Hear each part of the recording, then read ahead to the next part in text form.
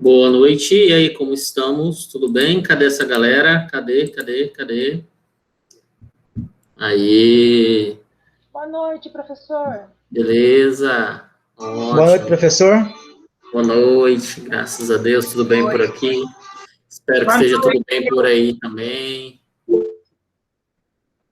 Ótimo. Tamo junto, mais uma noite. Um abraço para a galera que está presente. Deixa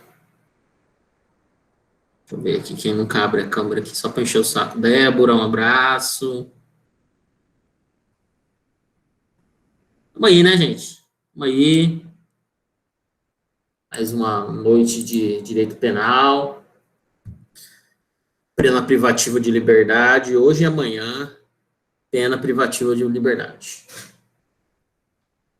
A gente vai passear pelo Código Penal e também pela Lei de Execuções Penais. Como eu falei ontem para vocês, é uma lei que é trabalhada em direito das execuções penais, mas a gente acaba citando alguns pontos importantes aqui. Infelizmente, não conseguimos esgotar, porque é muito conteúdo, né? Muito conteúdo. E até por isso tem uma matéria específica chamada execução penal. Para a gente, antes de compartilhar a tela, alguns pontos importantes que eu acho interessante para a gente começar a aula, lembrarmos da ideia da reincidência, que já foi falada acidentalmente aqui em alguns momentos por mim e até pelo Alessio no sábado. A reincidência como aquele cenário na qual o sujeito vem a delinquir, mas ele já tem uma condenação transitada em julgado anteriormente, né? Então ele é reincidente. Essa questão da reincidência vai ser importante para a aula de hoje. Vou voltar a falar de reincidência também nas próximas aulas, porque a reincidência é um fator importante quando se fala em teoria da pena. E a gente vai ver isso também nesse material que está disposto aí no SIGA. Vou compartilhar a tela, vou começar falando um pouco sobre o conceito de pena privativa de liberdade, depois vou falar dos regimes penitenciários. Lá tem várias informações, é rico em informações.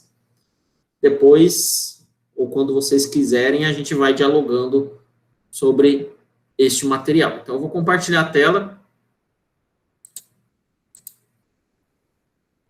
Agradeço a galera que está com a câmera ligada. Que não está tudo bem também, mas é mais bacana quando fica com a câmera ligada. Não vale ponto ficar com a câmera ligada. É uma questão de proximidade só, que eu falei no primeiro encontro. Vamos lá.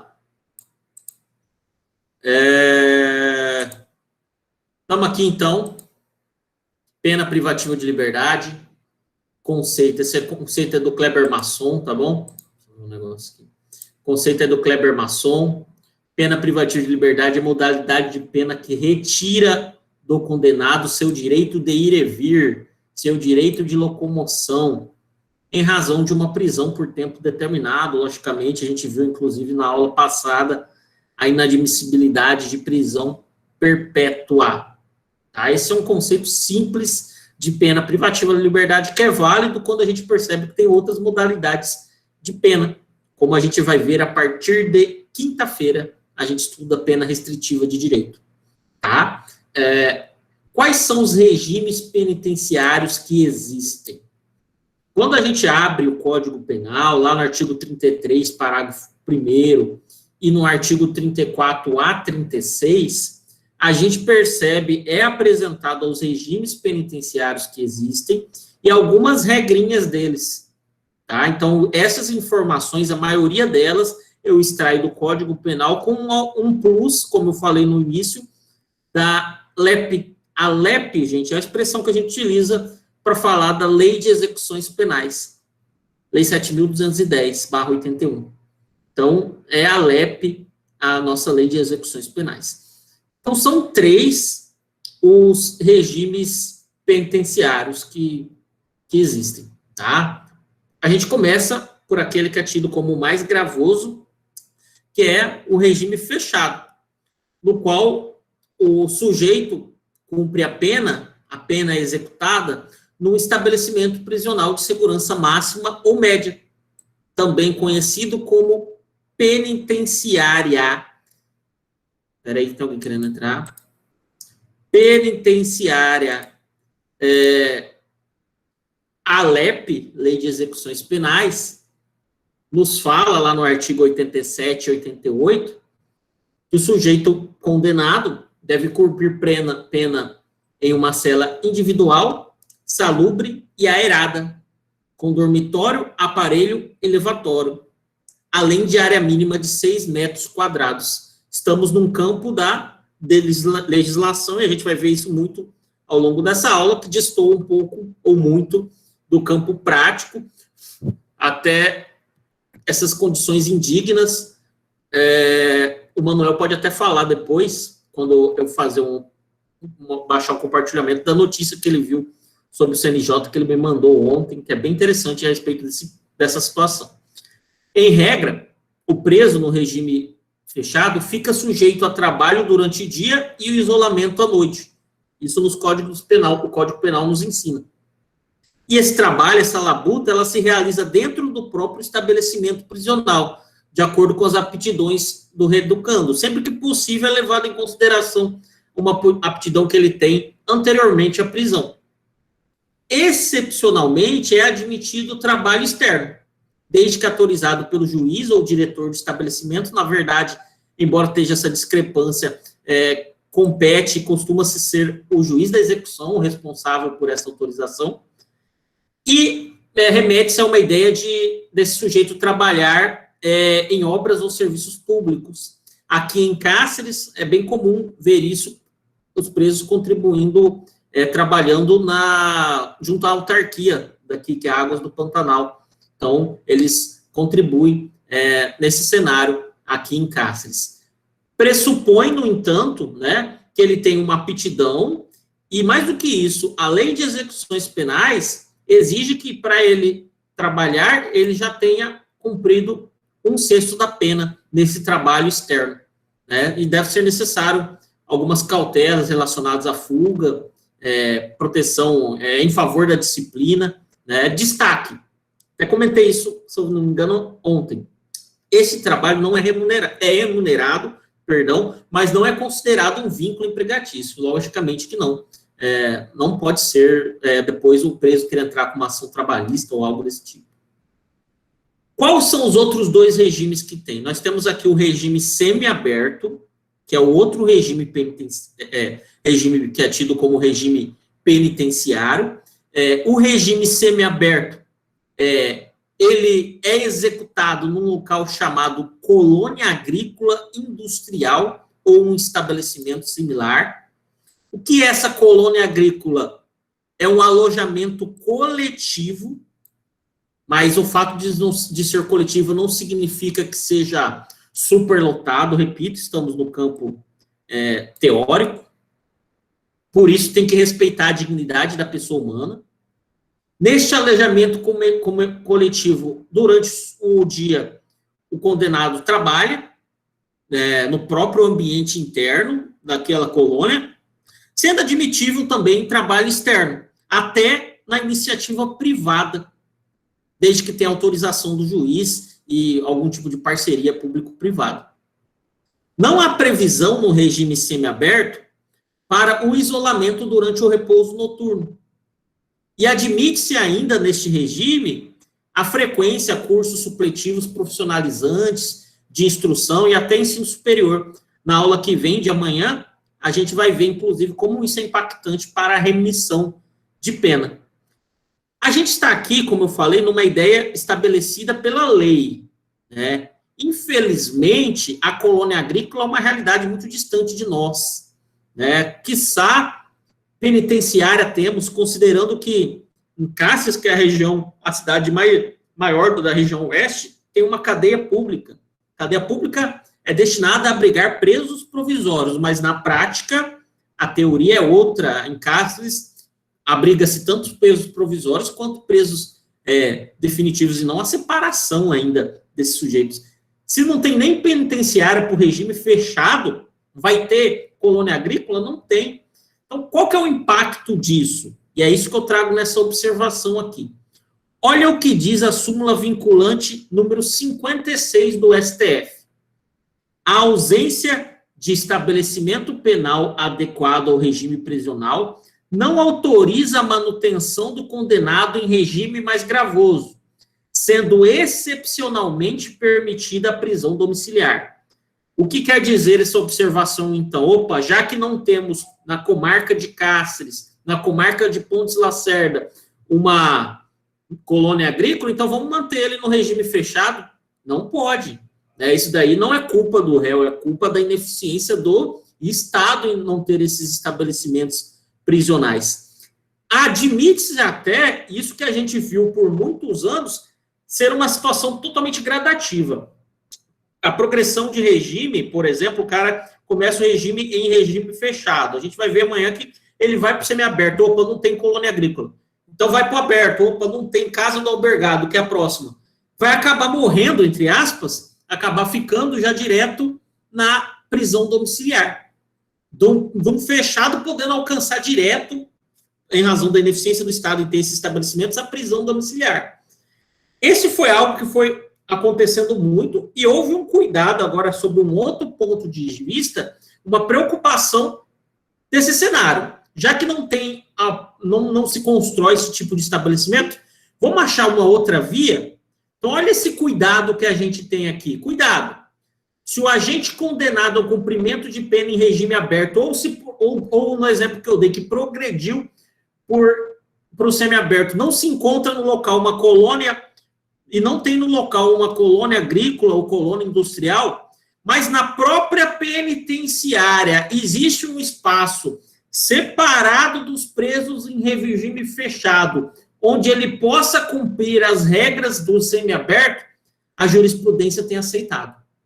Então, olha só, para mitigar até um pouco essa ideia de o preso em regime semiaberto ou aberto, em razão da ausência da colônia ou da casa do albergado, já ir direto para uma prisão domiciliar, tem se admitido que ele, respeitando-se as regras do regime semiaberto, continue na penitenciária, num espaço totalmente afastado, separado de quem cumpre pena em regime fechado. Não é a forma correta de se corrigir a situação. A forma correta é respeitar o que prevê a lei, mas eu pergunto a vocês, quem vai ser o político, o governador, o presidente, que vai peitar e falar, nossa, ó, nós não temos colônia agrícola, eu quero construir uma colônia agrícola aqui no meu município. No estado vai ter que ter uma penitenciária por região. Na região oeste tem que ter uma, falta uma. É uma dificuldade, hoje em dia, a gente falar em investimentos nessa área. Tem gente que não concorda e pode ser, se voltar contra essa pessoa, não é verdade? Quem quiser falar, já vai apertando a mãozinha aí no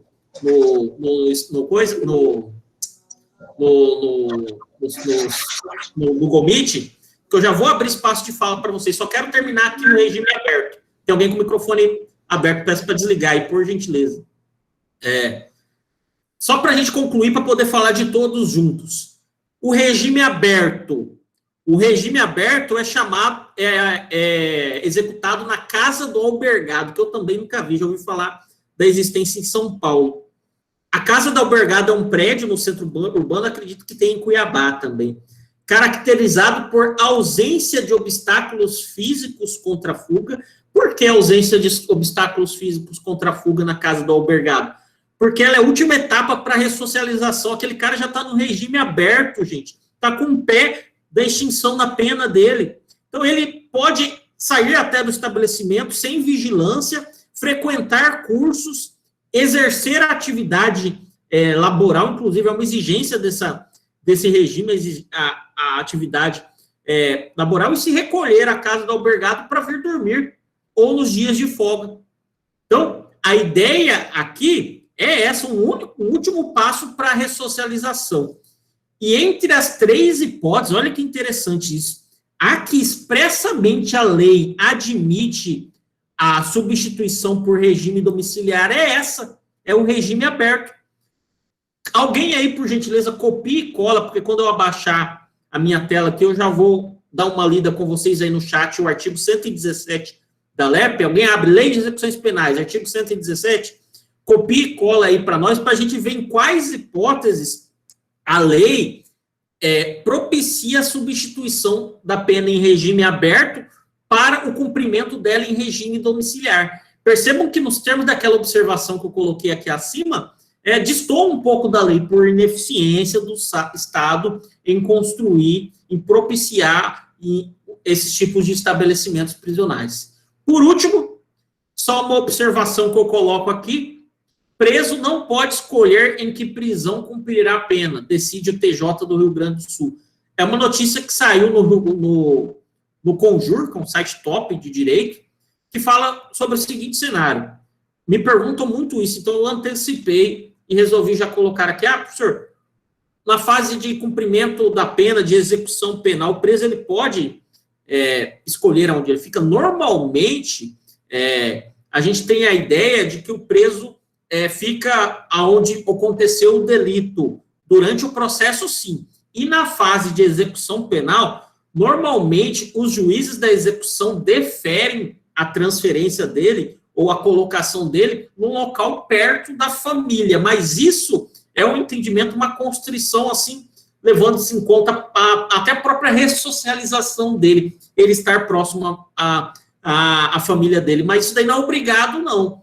Não tem uma obrigação nesse sentido. O que a gente tem que compreender é o seguinte: se o juiz, por um critério de superlotação, o juiz da execução tiver que transferir o preso, e se chama isso na prática de bonde, vai ter um bonde não sei para onde, o preso terá que ir. Então, isso pode vir a acontecer. O preso não pode escolher o local onde ele vai cumprir a pena. O regime nem se fala, né? O regime, quem fixa esses regimes é o próprio juiz sentenciante. Depois de calcular a pena, ele vai fixar o regime com base nas regrinhas que a gente vai ver daqui a pouco. Beleza? Vou ver quem está com mãozinha. Aí eu colocaram o 117, a Letícia colocou aqui, ó.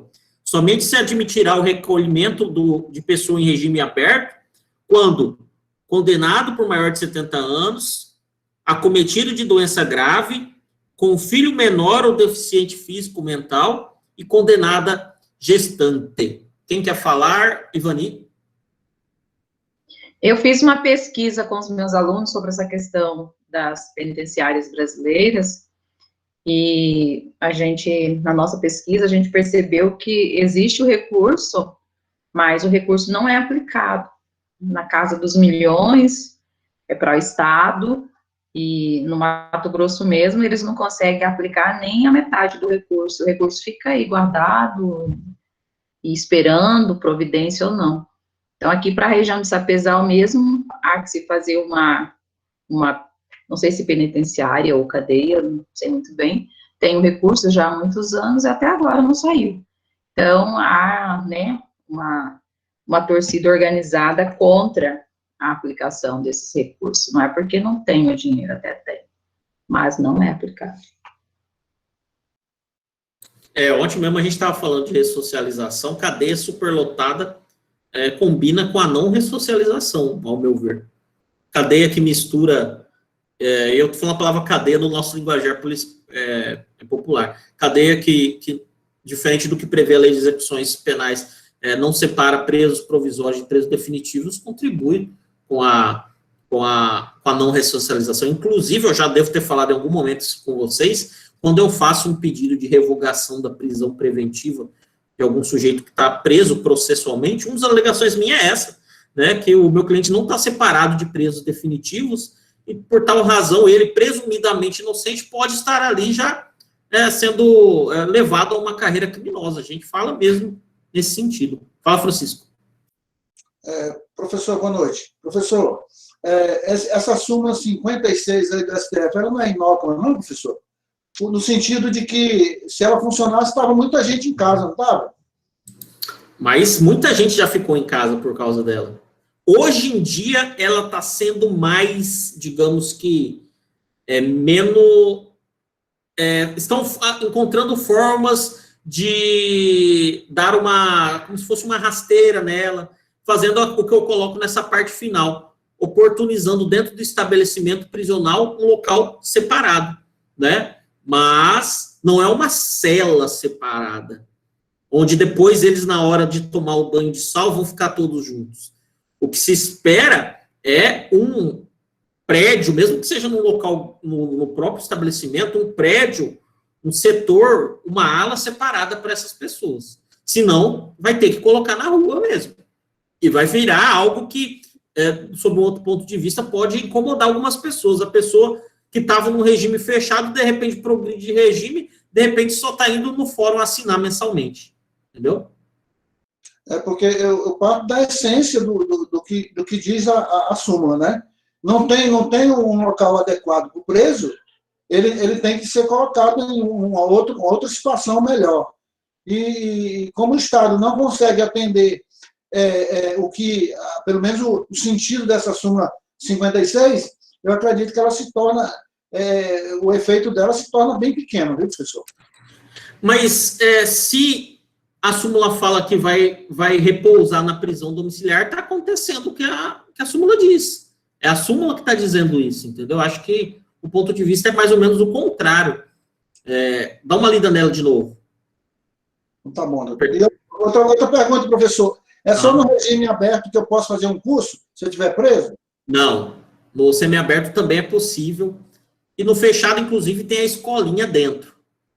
Tá? E tem algumas outras situações, até da remissão, que eu vou falar amanhã, que é bastante interessante em relação a trabalho, estudo e leitura também. Beleza? Polêmica, leitura. Wellington? Só essa questão da cela individual, professor, pelo que eu vi aí no passado, acontece isso em penitenciária federal, né? Segurança máxima. Sim, acontece, mas a LEP fala de modo geral. Entendeu? Mas eu acho que o único que respeita mesmo nessa situação é a federal, né? As demais não. A LEP poderia, considerando algumas coisas assim bem difíceis de acontecer de fato, quase impossíveis, a gente poderia se adaptar melhor à nossa realidade, né? Acho que assim, é muito fantasioso em alguns momentos. Assim, não fantasioso assim, eu estou querendo dizer, nossa, que é errado, não. Mas é uma realidade que dificilmente o Brasil vai alcançar, né? É triste. O Elton já falou. Mais alguém quer falar?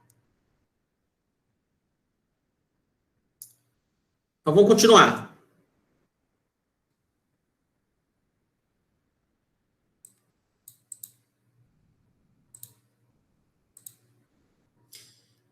Espécies de pena privativa de liberdade. O direito penal brasileiro admite 3 espécies. Relacionadas aos crimes, nós temos a reclusão e a detenção. E relacionadas às contravenções penais, nós temos a prisão simples. Acredito que vocês lembram de eu ter mencionado ela lá em Direito Penal 1, que envolve a Lei de Contravenções Penais. Vou falar aqui da reclusão e da detenção. Depois eu menciono a prisão simples. Sinceramente, a Lei de Contravenções Penais esta sim, a gente pode dizer que é praticamente inócua. E eu nunca vi na prática alguém cumprindo pena de prisão simples. Mas de reclusão e detenção, sim.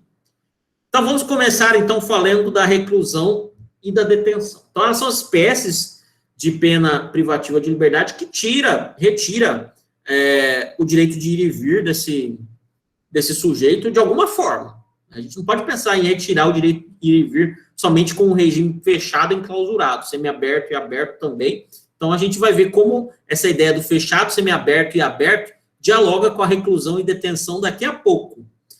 A princípio, queria dizer para vocês que a doutrina traça algumas diferenças entre a reclusão e a detenção.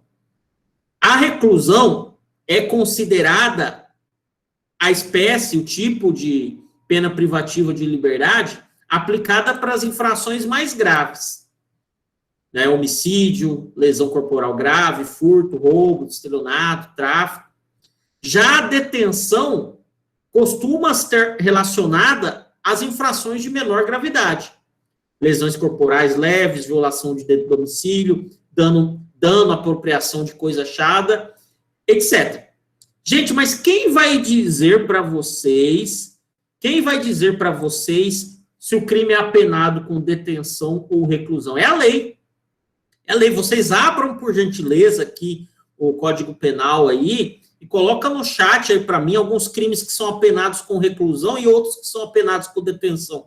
dá um Ctrl F aí e acha, por gentileza, aí, crimes apenados com reclusão e detenção, para vocês enxergarem na lei, no Código Penal, onde isso vai estar. Então, isso vai estar dito para você.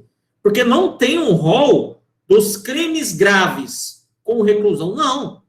O crime é tratado individualmente e a pena respectiva, que está lá, reclusão, de tanto a tantos anos, detenção, de tantos a tantos anos. Então, é a lei, é o Código Penal e as leis especiais que nos fornece essa informação, se é apenado com reclusão e detenção. Há o entendimento, assim, a gente falando dessas principais diferenças, que a reclusão tem um regime mais severo. E a gente vai verificar isso na primeira diferença entre elas. A reclusão admite as 3 modalidades de regimes penitenciários. A reclusão admite que o sujeito seja preso em regime fechado, semiaberto e aberto. Enquanto a detenção, o regime inicial de pena, ou é o aberto, ou o mais grave é o semiaberto. Salvo hipóteses de regressão de pena, nas quais a gente vai ver na aula que vem, onde o juiz já da execução, por exemplo, o cara tá cumprindo a pena em semiaberto e pratica uma falta grave, e ele pode regredir para o fechado. Mas aí não é o regime inicial fixado lá na sentença, pelo juiz sentenciante. Então, uma ideia que é importante, que eu acho bacana, é essa, vocês saberem diferenciar que a pena de reclusão pode ser cumprida nos 3 regimes e a pena de detenção em 2, inicialmente, no regime fixado pelo juiz. Isso é legal, por exemplo, você na prática, um sujeito que é leigo, chega no seu escritório preocupado porque está respondendo um processo, uma investigação, aí você olha lá, você tem um papel aí, um documento da intimação, tal, aí você olha o crime lá, aí você, conversando com ele, você não é uma máquina, eu não lembro também, enquanto está falando com ele, já está digitando no Google lá o código, aí vê lá o crime, vê lá, apenado com detenção, aí você fala, você pode ficar tranquilo, porque fixar regime fechado para você não vai acontecer. Eu te garanto. Aí você já mete uma dessa para cima dele. Sendo que, na verdade, quem está te garantindo isso é a própria lei, porque crimes apenados com detenção, o regime mais gravoso é o semiaberto. Fechado combina com crimes apenados com reclusão. Obrigado, Andréia, Letícia, que colocaram aqui exemplos para a gente. Então, olha só. Outra diferença entre a reclusão e a detenção envolve as medidas de segurança, que são as outras hipóteses de sanção penal que a gente não estudou. As medidas de segurança envolvem inimputáveis ou semi-imputáveis, pessoas que, ao praticar o fato, estavam com alguma anomalia psíquica, né? Acredito que vocês lembram lá quando eu falei isso em Direito Penal 1, culpabilidade. E quando o crime for apenado com reclusão, o sujeito pode ser internado. Quando o crime for apenado com detenção, o sujeito é submetido a um tratamento ambulatorial, que nada mais é que uma visita a um hospital psiquiátrico, por exemplo, ele não fica internado. Eu falo bastante sobre esse ponto no material sobre medida de segurança, que inclusive já está no CIGA, porque há uma crítica doutrinária ferrenha sobre isso, porque o fato do sujeito ficar internado ou não deveria se basear no tipo de pena que o crime deles cometeu, mas sim da periculosidade daquele sujeito para a sociedade. Mas o Código Penal e a Lei de Execuções Penais não pensa assim. Então, é uma diferença entre reclusão e detenção. Adélio Bispo, professor, ele tem possibilidade de sair dali, não? Do estado que ele está hoje? Então, é legal. Isso daí entra até numa discussão que também tem no material lá de medida de segurança, a respeito de em que medida, em que momento que o sujeito pode ser solto. Existe uma discussão jurisprudencial a respeito disso. O STJ, inclusive, pensa que o cara só pode ficar internado no máximo do tempo da pena em abstrato do crime que ele cometeu. Tá? Então, o STJ pensa assim. O STF já acredita que o sujeito pode ficar internado até o limite máximo de tempo de pena que a pessoa que tem no país, que era 30, agora passou a ser 40 anos. Mas a todo ano, esta pessoa tem que ser submetida a uma avaliação psiquiátrica para avaliar sobre a continuidade ou não da medida de segurança. Tá? Professor, Grave. essa internação seria o tal do IPF? Eu desconheço. Internação psiquiatra forense? Pode ser, mas isso daí deve ser alguma coisa relacionada à prática. Eu desconheço essa expressão, sinceramente. Tá. Tudo bem. Outra diferença entre a pena de reclusão e da detenção. Se porventura o sujeito praticou em concursos de crimes uma pena apenada com reclusão e a outra apenada com detenção, não há como somar reclusão com detenção. Ele vai ter que cumprir primeiro a pena de reclusão, que tem prioridade na execução, para depois cumprir a pena de detenção. Então, uma diferença em relação até à ideia lá do concurso de crimes. Por fim, só em crimes apenados com reclusão pode ter como um efeito a perda do poder familiar, antigamente conhecido como pátrio poder. Há determinados crimes praticados contra seu dependente que podem gerar, além da condenação criminal, uma condenação, um efeito, melhor dizendo, de você perder o poder familiar sobre aquele dependente. Isso só acontece se o crime for apenado com reclusão.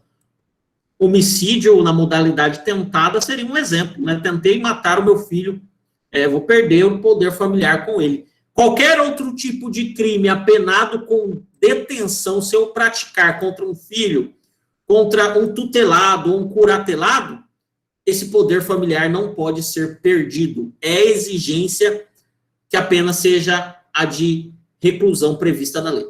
Então, isso daqui é também mais uma diferença entre reclusão e detenção. Ao lado delas, existe, como eu falei, uma terceira modalidade de pena, que é a de prisão simples, pena tratada lá na Lei de Contravenções Penais, uma pena que tem como características que ela só pode ser cumprida em regime semiaberto e aberto. Nisso ela se assemelha à detenção, mas nela é proibida a regressão. Mesmo que o sujeito em regime semiaberto pratique uma falta, não pode regredir ao regime fechado. Ela é tratada como uma pena que deve ser cumprida sem rigor penitenciário. O preso simples deve ser separado dos demais presos. E o trabalho em relação ao preso simples é facultativo quando a pena não ser superior a 15 anos. Então, só recordando vocês da Lei de Contravenções Penais, é aquela lei que a gente falou para diferenciar crime de contravenção, gênero e infrações penais. Contravenções penais lá até meio esquisitas, como portar arma branca, uma pessoa que já teve condenação criminal, se ela portar arma branca na rua, ela está praticando uma conduta de contravenção penal. Lá também tem a contravenção penal de vadiagem, que eu discuti com vocês. É difícil a gente ver na prática alguém cumprindo pena de prisão simples, porque a pena é tão diminuto, envolve juizado especial, que a pessoa vai ter uma série de institutos despenalizadores que, olha, é muito difícil ela não se enquadrar em um desses institutos. Tem, por exemplo, a transação penal. Na primeira audiência ele pode transacionar penalmente e prestar um serviço à comunidade. Tem a suspensão do processo, aí fica indo assinar no fórum durante um certo período. Então, existem essas benesses que vai extinguir a punibilidade dele e não vai ter que fazer com que o sujeito submeta a uma prisão simples. Eu mesmo nunca vi, na prática, alguém cumprindo pena de prisão simples. Nisso aqui, eu não posso ajudar com exemplos práticos. A doutrina, o Kleber Masson, inclusive, diz que só verifica-se um sujeito efetivamente cumprindo pena de prisão simples se ele for reincidente.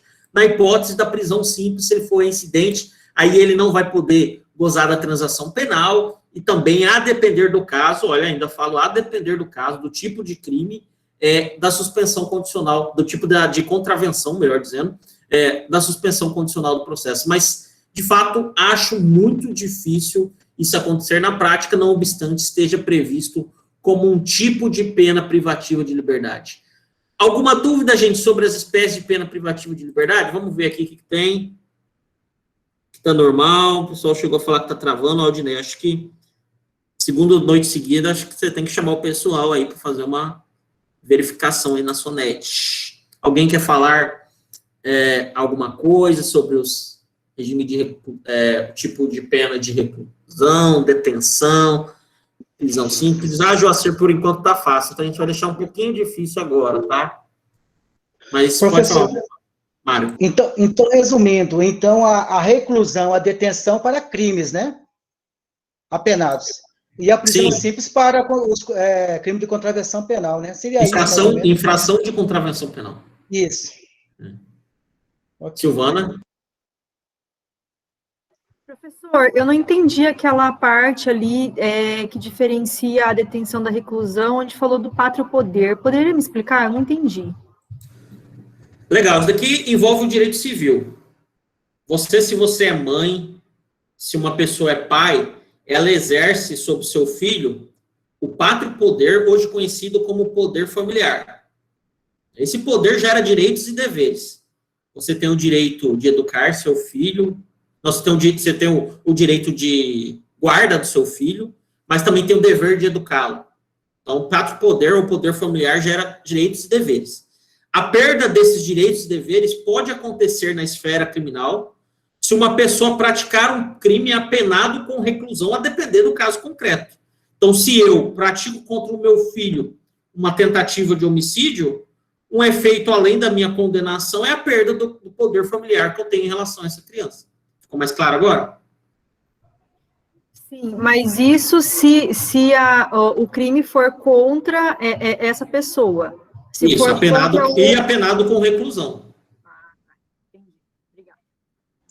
Professor, tanto de pai ou mãe para filho, quanto de filho para os pais também? Não, poder familiar é uma via única. Poder familiar é do ascendente para o descendente.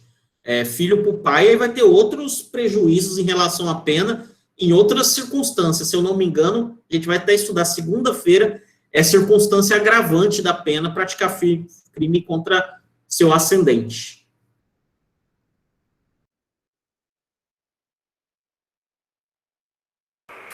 Professor, boa noite. Existem outras situações de perda de pátrio-poder, né? A não ser somente a questão de atentado contra a vida, ou crime contra a vida. Várias situações. O diálogo que eu quis aqui mesmo é só para fazer a ligação da diferença entre a reclusão e detenção. Nem lembro das outras situações, porque umas até fogem à esfera do direito penal. Tem outras situações onde tem a perda do pátrio-poder. Abandono, maltrato, e por aí vai, né? Um monte deles. Sim.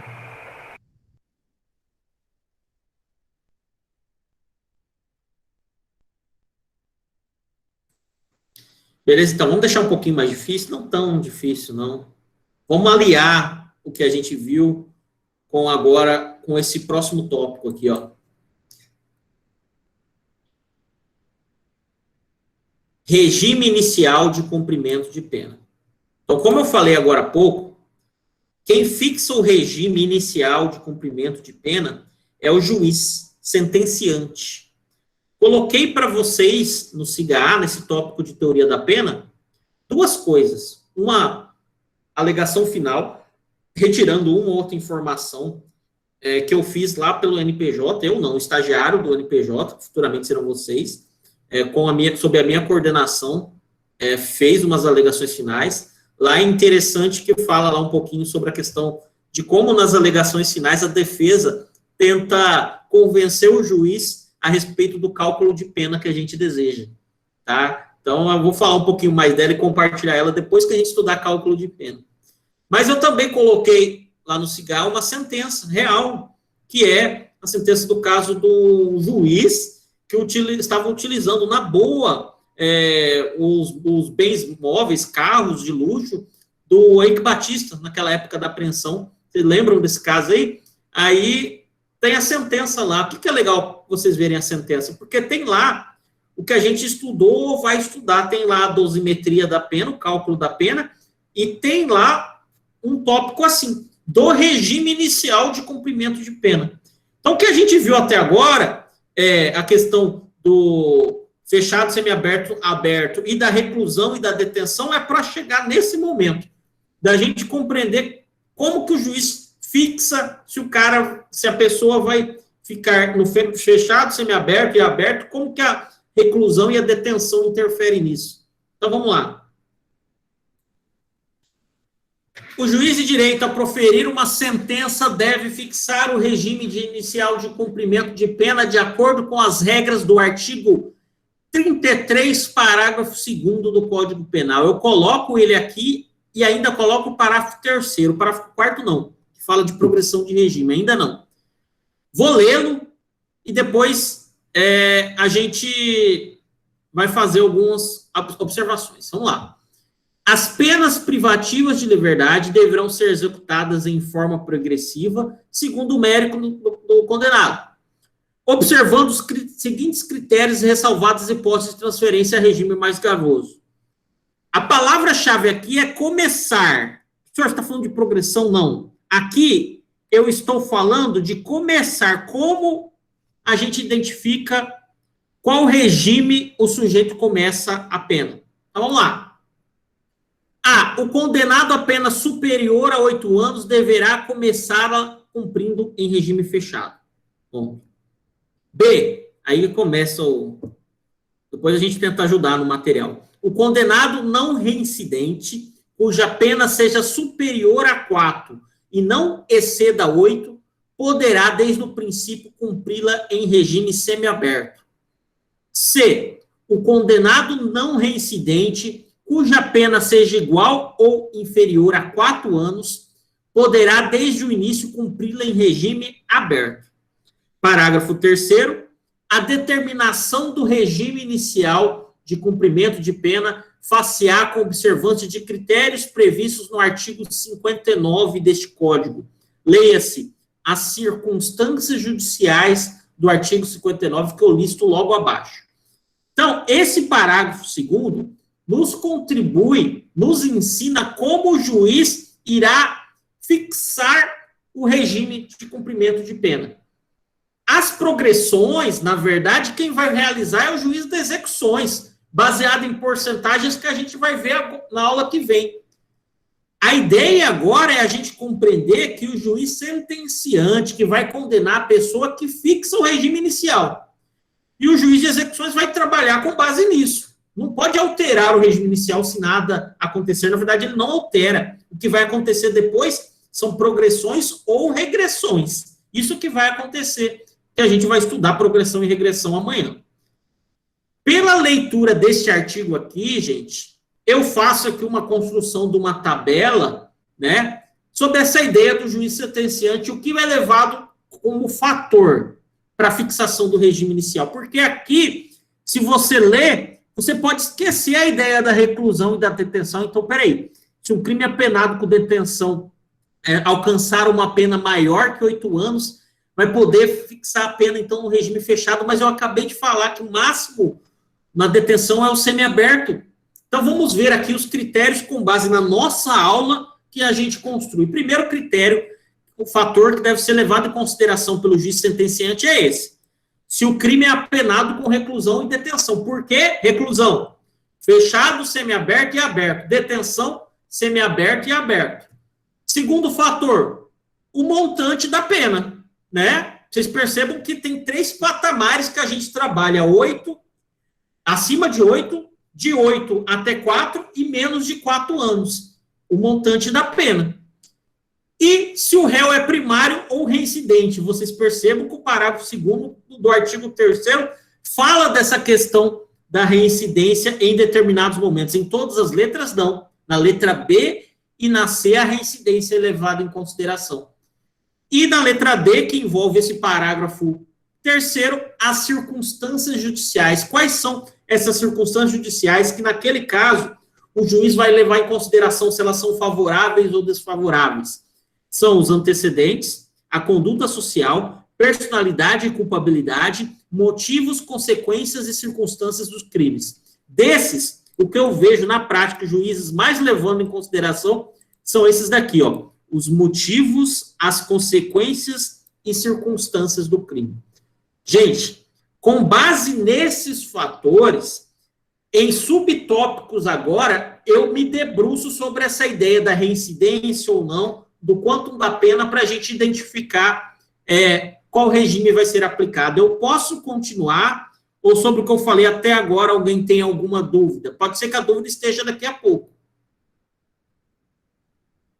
Professor, é através desses 8 requisitos que vai fazer a isometria? Também, esses requisitos, eles passeiam por vários locais. É através dele que a gente descobre a pena base na dosimetria da pena. Exatamente. Professor, repete para mim, só aqui para eu anotar, que eu estava anotando e me perdi. Reclusão, admite fechado, semiaberto, e aberto. E detenção? Semiaberto e aberto.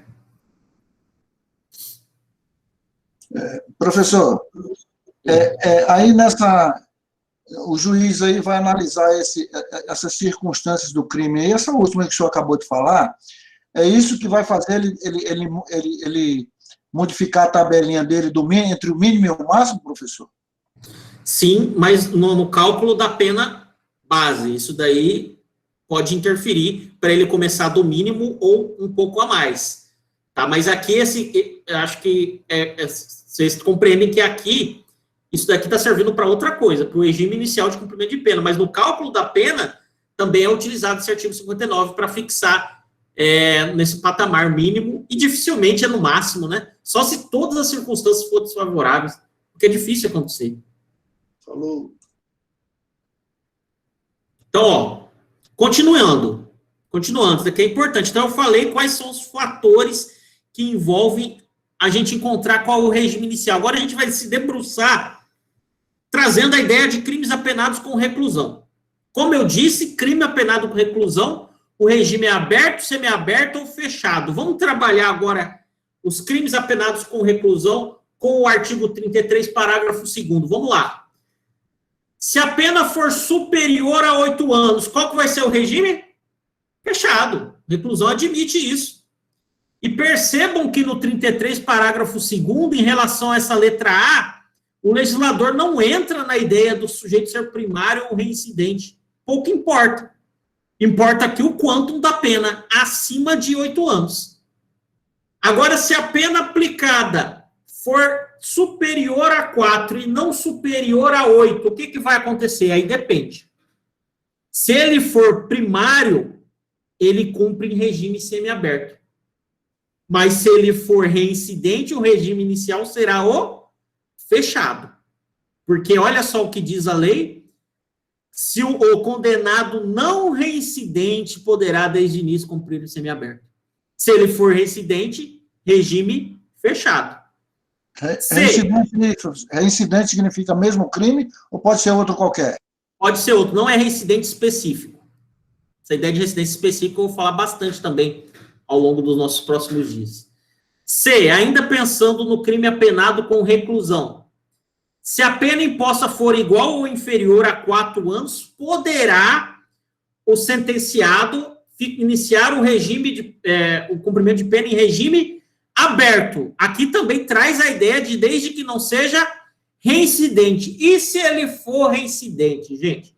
Quando você abre a doutrina, se reincidente, abre-se as duas hipóteses, fechado ou semiaberto, dependendo-se do que entre essas hipóteses? Das circunstâncias judiciais do artigo 59, essas circunstâncias aqui.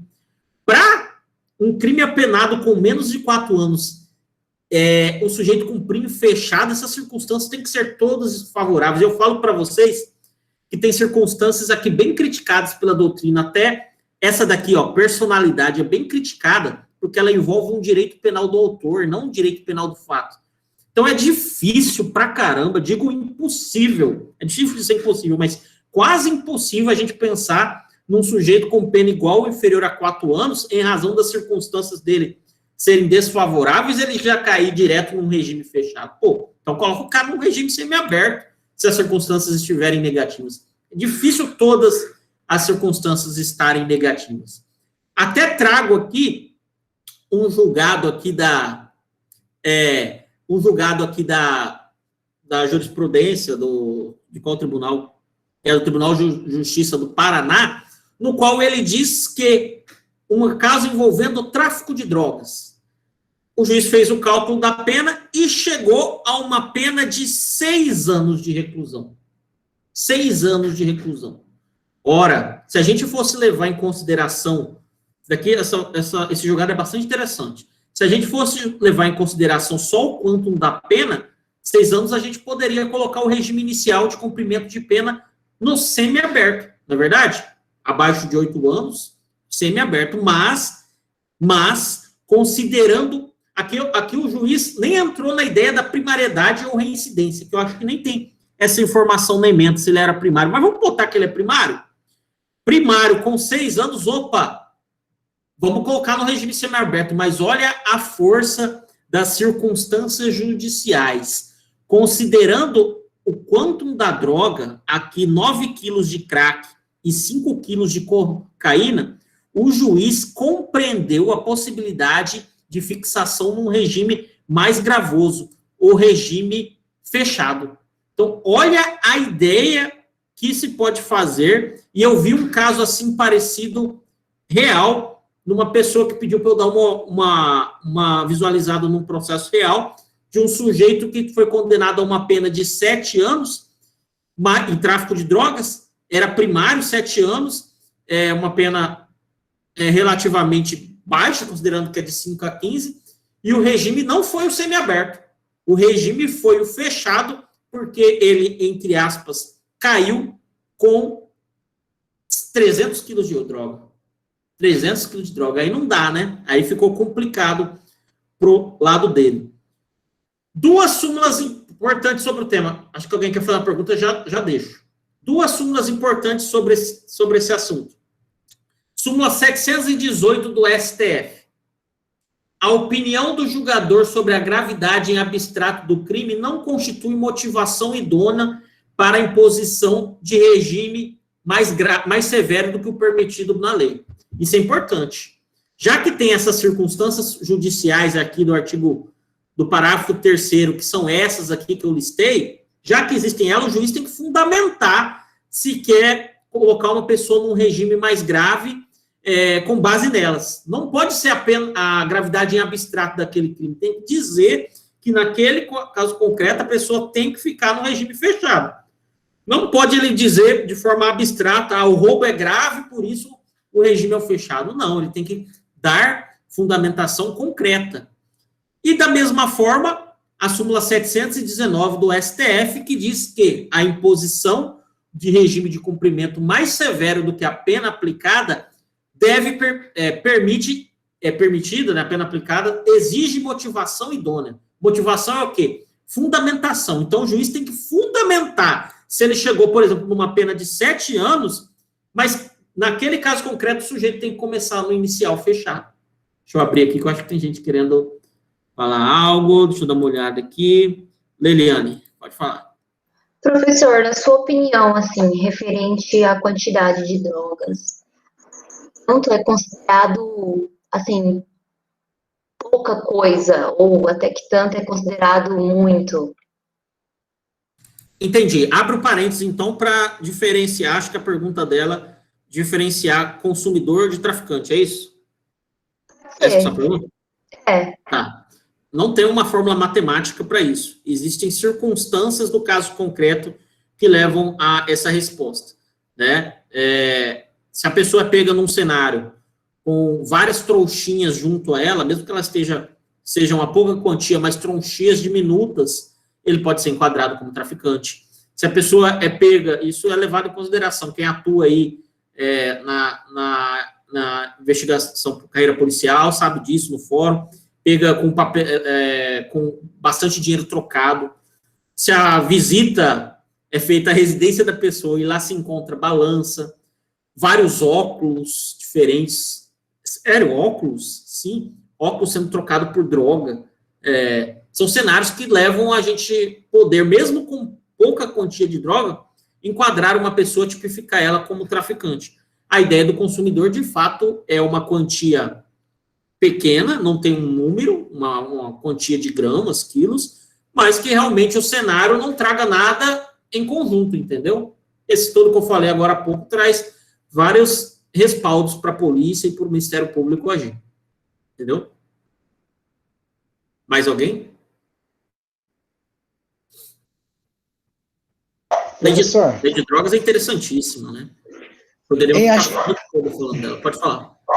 Achei interessante lá a relação do juiz sentenciante com o juiz das execuções, né? Uma vez fixada a pena pelo juiz sentenciante, o juiz das execuções já não pode intervir, né? Não pode. É interessante mesmo. Não pode. E é mais interessante que a gente fala num campo que a gente pensa em duas pessoas diferentes. Às vezes é a mesma pessoa, né, em comarcas pequenas. Mas não pode. Quem aplica, quem fixa o regime inicial é o juiz sentenciante. O juiz da execução vai cuidar de outras coisas, como um pedido de progressão de regime.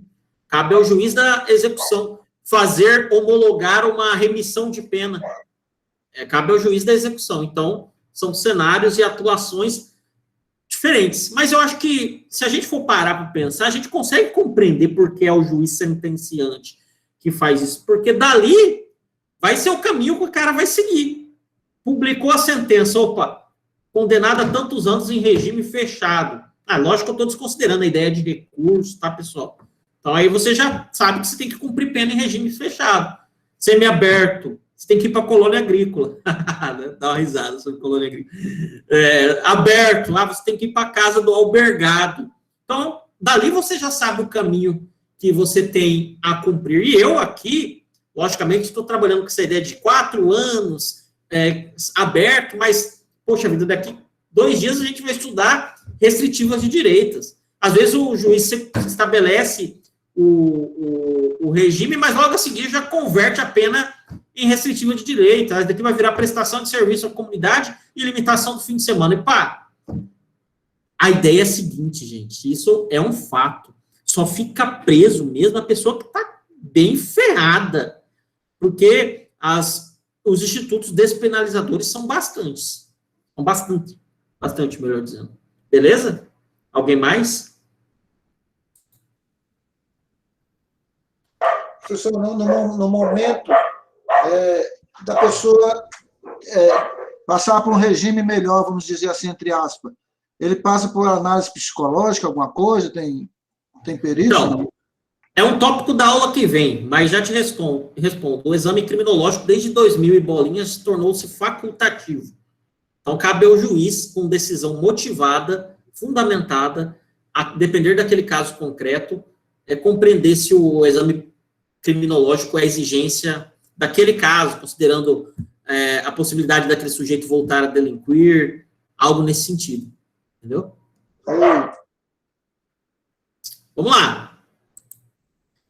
E nos crimes apenados... Opa, não quero falar. Só fica preso quem não tem dinheiro para pagar um bom advogado ou comprar sentença de juiz corrupto. Olha o desabafo da Ivani. Crimes apenados com detenção. O que a gente lembra primeiro? Só admite aberto e semiaberto. Vamos dialogar, então, com as regras do artigo 33, parágrafo 2º. Vamos dialogar com elas. Condenado reincidente que pratique crime apenado com pena de detenção. Inicia o cumprimento de pena no regime semiaberto. Seja qual for a pena aplicada, o regime será o semiaberto. Ele é reincidente, crime apenado com detenção, o simples fato dele ser reincidente já vai fazer com que ele seja colocado no regime mais gravoso. Primário, que pratique crime apenado com detenção com pena superior a 4. Semiaberto também. Essas regrinhas eu sei que não dá para eu gravar. Esse material em PDF ajuda na hora da dúvida, porque eu acho que ele é um pouco mais claro que o Código Penal. Mas, assim, memorizar para uma prova é estudo, né, gente? É mapa mental, não tem jeito. Primário que pratique crime apenado com detenção com pena superior a 4. Ele é primário, mas a pena é maior que 4. Regime semiaberto. Primário com pena igual ou inferior a 4.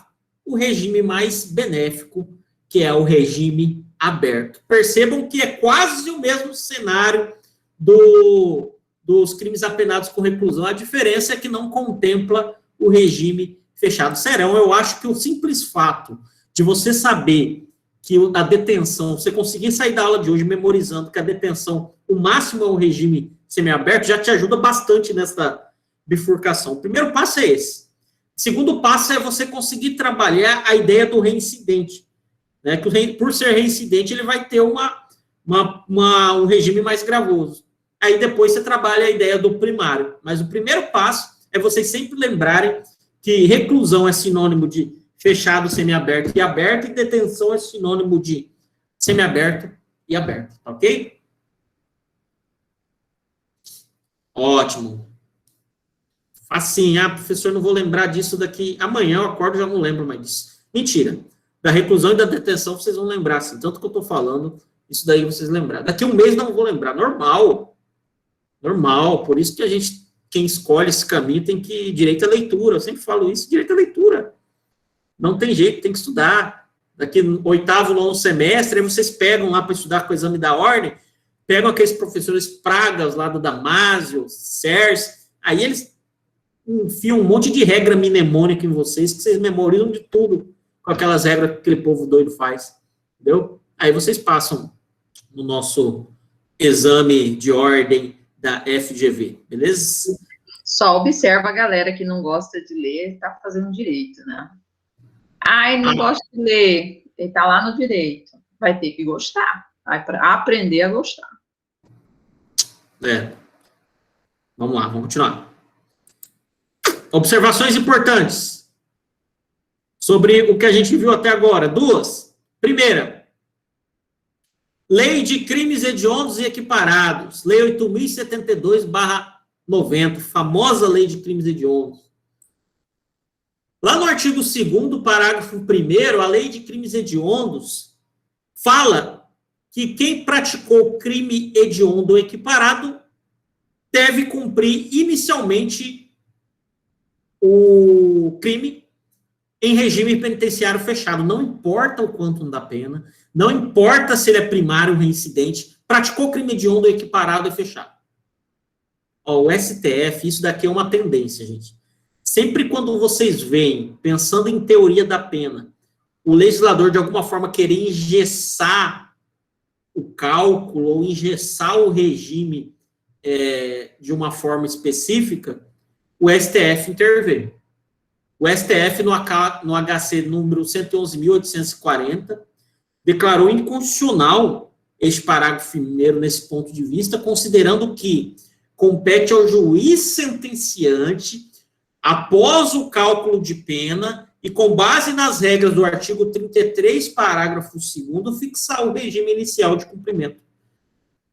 É inconstitucional esta previsão da Lei 8.072/90, no sentido de que todos que praticaram crime hediondo, não importa o 33, parágrafo 2º, é regime fechado. Inconstitucional, porque fere o princípio estudado ontem da individualização da pena. Interessante isso. Até por isso, num crime de tráfico de drogas, pode o sujeito, você citou o exemplo lá de uma quantidade alta de droga, mas pode o sujeito ser apenado hoje em dia com uma pena menor que 8 anos e o juiz, considerando as circunstâncias, ele ser primário, fixar um regime aberto ou semiaberto? Pode sim. Isso acontece, principalmente se ele não fazer parte de uma organização, uma associação criminosa destinada ao tráfico de drogas. Ele entra no que se chama de, não sei se vocês já ouviram falar, tráfico privilegiado. Beleza? Outra observação importante sobre regime de cumprimento de pena, privativa de liberdade. O legislador se preocupou com a mulher. Código Penal, em seu artigo 37, diz que as mulheres cumprem pena em estabelecimento próprio, observando os deveres e direitos inerentes à sua condição pessoal, bem como no que couber o disposto nesse capítulo. A Constituição ainda diz que a pena será cumprida em estabelecimentos distintos de acordo com a natureza do crime, a idade e o sexo do apenado. E ainda diz que as presidiárias serão asseguradas condições para que possam permanecer com seus filhos durante o período de amamentação. Quero fazer algumas observações antes de passar a palavra para vocês. Primeira, sobre esse assunto. Primeira, aqui em Cáceres tem um estabelecimento prisional destinado às mulheres, era uma escola. Você entra no local, assim, você vai passando como se fosse um labirinto, assim. Era uma escola, carteiras de escola lá. A última vez, antes da última reforma que eu estive lá, pode ser que tenha melhorado. Segundo, quando eu leio isso, me lembra uma reportagem que passou no Fantástico 2 semanas atrás, de mulheres presas que não tinham acesso dentro da penitenciária a absorvente, utilizavam miolo de pão quando estavam menstruadas, isso, no Fantástico, falando de 2021. Terceiro, a gente sabe hoje que temos pessoas transgêneras, transexuais, melhor dizendo, como que ficam essas pessoas nesse cenário? Quarto, mulher, em 2019, salvo engano, que no Corró, o que é o Corró? Corró é o local quando a pessoa é presa em flagrante, é colocada lá para aguardar, né, para ser ouvida na delegacia, algo nesse sentido. Corró também tem que respeitar a divisão, a separação entre homens e mulheres. E aconteceu, se eu não me engano, no Pará ou no Amazonas, um cenário assim, de mulher colocada numa cela junto com homens, foi estuprada. Então, o que está na lei ainda não é suficiente. É um objeto grande de pesquisa na seara criminal, essa questão envolvendo os direitos das mulheres presas. É muito interessante. Um outro ponto que eu quero falar, a questão da amamentação, né? O CPP, o Código de Processo Penal, ele está até mais avançado no que tange a amamentação da mulher presa processualmente ou provisoriamente, toda a questão do acompanhamento da presa em relação ao seu filho. O Código Penal não está tão avançado assim, até tem se utilizado o Código Penal de uma forma de analogia, sabe, para poder contemplar algumas regrinhas trazidas lá no CPP, da oportunidade e do direito da mãe e do filho de ter essa amamentação dentro do estabelecimento prisional. Então, são só assuntos e diálogos que são objeto de pesquisa, né, gente? Porque a realidade é cruel. Deixa eu ver quem colocaram aqui. E foi outra mulher que determinou isso, era uma juíza. É verdade, Vani, é verdade, bem lembrado. A Manuela, quer falar? Professor, em relação à mulher do Cabral, não teve uma lei também que filho, era até 6 anos, agora parece que é até 12. Isso, mulher, 12 anos. Isso está no CPP. Vou achar aqui no CPP aqui. E também, já um desabafo aí, como a gente está estudando aí, a gente vê vários cenários, vamos lembrar do cenário do Cabral lá, que tinha TV de 65 polegadas, comidas importadas. Então, parece que realmente, para político, esse mundo que nós estamos estudando não existe. Ótimo, falo de outro cenário, daquela menina que atirou na outra lá em Cuiabá. Também as mães das outras meninas apreendidas, que estavam no mesmo local, denunciaram uma série de privilégios que ela recebia, inclusive de não se alimentar com a comida lá do centro de ressocialização, lá onde ela estava, mas sim com comida trazida pelos seus genitores, pelo seu advogado. Complicado. Ô, Manuel, aproveita e enseja e fala um pouco daquela notícia. Você lembra bem dela? Que envolve esse assunto que você me compartilhou? Vou até postar aqui no...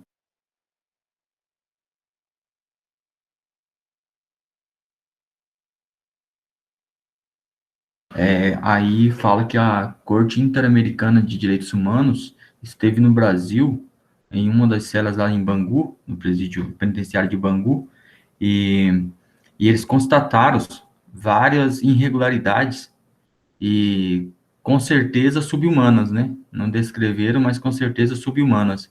E, uma vez que o país é designatário de um direitos humanos, ele tem que cumprir regras dessa corte. E o Brasil não estava cumprindo. E aí, em tese, para justificar o mal injusto, eles estão... o juiz da execução penal, acredito, colocar as penas que eles estão ainda cumprindo, e também é retroativo, falou em retroatividade, em dobro, aplicação em dobro, para que eles saiam o mais rápido daquele sistema prisional, daquela penitenciária. E aí também leva àquela questão dos estudos anteriores que nós já estudamos nas aulas passadas, que é a extinção da punibilidade, né? Em parte, diríamos em parte que também esses detentos vão ser agraciados com a extinção da punibilidade. É isso mesmo. Olha só, entidade internacional refletindo a sua atuação no país em razão de descumprimento do mínimo. É bem delicado isso daí. Mais alguém aí, alguma mulher aí na condição de mulher que queria dar sua opinião também? Isso aí é só paliativo, né, professor? Só paliativo. Alguém mais assistiu essa reportagem que eu falei do Fantástico? Dá um desgosto de assistir, professor. Eu fico muito impactada, e geralmente, quando tem essas reportagens assim mais duras, eu não assisto, não, porque eu fico tão indignada, mas tão indignada. Porque quando você vai estudar a realidade prisional, você vê lá que as pessoas que estão presas são semi-analfabetas, né? Dá para contar nos dedos quem tem nível superior e tá preso. Então, uma das condições primeiras para que não se tenha prisão superlotada no país é a educação. Então, se tem crianças, jovens lá presos, né, adolescentes, jovens e pessoas presas, é porque falta o básico, né? Porque senão, se fosse só pelo tráfico, estaria preso a, sei lá, pessoas de nível superior. Por que nível superior não vai para a cadeia, né? Então, é a massa mesmo. Então, aquele livro que eu recomendei ontem, que inclusive eu e Néia lemos, acho que a Lidiane Nil também, né, da Angela Davis, as prisões obsoletas, ela vai traçar um panorama enorme das prisões dos Estados Unidos, e convenhamos, né, a prisão foi feita para colocar pobre lá mesmo, para colocar uma massa que não tem educação, não tem emprego, não tem nada para elas, não tem nada, só resta prisão. Então, eu fico extremamente indignada. Se um dia eu for juíza, eu vou verificar com muito cuidado essa penalização das pessoas. E espero em Deus que a maconha, que toda forma de droga seja descriminalizada, como é o álcool, como é outra coisa qualquer, entorpecente qualquer, e que as pessoas parem de ir para a cadeia por causa disso. Lotando cadeia por coisa que deveria ser resolvida lá no Legislativo. Descriminaliza a droga e pronto, acabou. Olha a opinião polêmica. Luana? Não, professor, só queria lhe complementar que nessa reportagem foi abarcado também com relação ao uso do absorvente, não só nas penitenciárias, mas também nas escolas.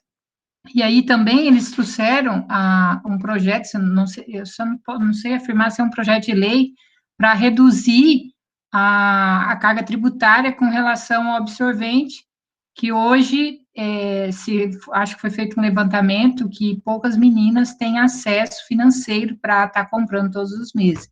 E é algo que é pertinente às mulheres. Então, há necessidade realmente de um olhar quanto a esse ponto, né?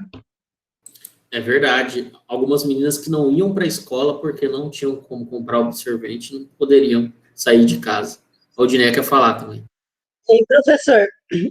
Só complementando aí a Luana, tem um projeto até de uma vereadora de Cuiabá, a vereadora Edna, que está tramitando lá.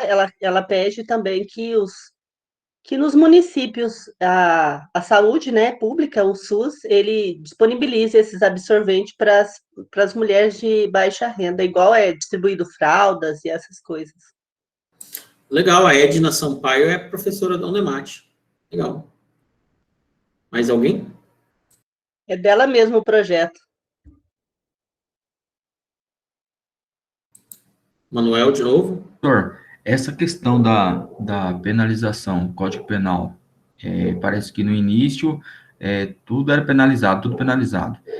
Seria necessário hoje fazer uma revisão dos crimes os crimes que iam para reclusão e diferenciar dos crimes que vai para detenção, para que houvesse o encarceramento dos crimes mais gravosos.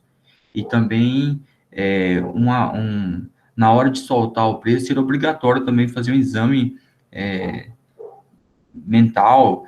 Vou citar como exemplo o caso em Pontes Lacerda, que o preso ele foi solto, na mesma semana ele estuprou e matou uma senhorinha que ela é tia de um colega que trabalha no judiciário de Comodoro. Complicado, hein? Sobre uma revisão no Código Penal, eu acredito sim que tem crimes ali que pode ser apenados com detenção e são penados com reclusão. É lógico que a gente vive atualmente um cenário brasileiro no qual qualquer política de abrandamento de penas, eu acredito que não pode ser muito bem vista, né? Estamos talvez num cenário mais de endurecimento das penas, e a título de políticas públicas, isso é preocupante, porque superlotação, a superlotação a gente envolve com aquela ideia de ressocialização, como ressocializa, o cara está numa cadeia superlotada, num estabelecimento superlotado, vai sair de lá com interesse de voltar a delinquir. Respeito aqui aquela questão também do ser humano em si, nisso que você falou, da ideia do exame criminológico, ele é facultativo, mas acredito que num sujeito que já estava preso por estupro, se for o caso, é falho do juiz soltá-lo em progressão de regime sem submetê-lo a um exame criminológico. Eu acho que os crimes contra a dignidade sexual são os principais, no caso que envolve necessidade de exame criminológico para a progressão, né? Então, eu concordo com você, e é uma pena isso que aconteceu na Lacerda.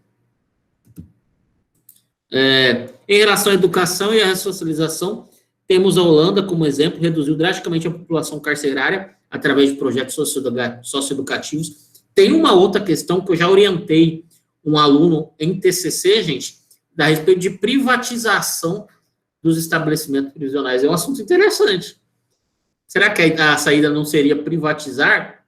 É um assunto interessante. Quem tiver interesse de dar uma estudada sobre isso, vou ver se eu resgato esse TCC dele para mandar para vocês, para ver o que vocês acham sobre isso. É uma ideia, né? O poder público, vamos fazer uma comparação forçada, tá? Mas vamos fazer. O poder público não teve condições de cuidar das nossas estradas. Qual que foi a saída? Privatizar. Será que essa seria a saída também em relação aos estabelecimentos prisionais? A Ivani falou, IPF pede ao STF a abertura de inquérito para investigar suspeitos de pagamentos da Toffoli. Isso daí saiu agora? Estou sabendo disso não. Agorinha. Professor, eu não concordo não, mas já existe no Brasil algumas prisões que trabalham nesse regime. Existe uma parceria público-privada, algo assim. Realmente existe lá no sul, né? Algumas sim. E não funciona muito bem, não. Sinceramente, não funciona. Eu confesso que na prática não sei. Essa é uma lá no livro da Angela Davis, ela questiona exatamente isso, porque lá virou negócio, e as prisões se expandiram, então viraram mega empresas, assim, empresas internacionais, de nível internacional, e vai promovendo, né, prisões dessa forma no mundo inteiro.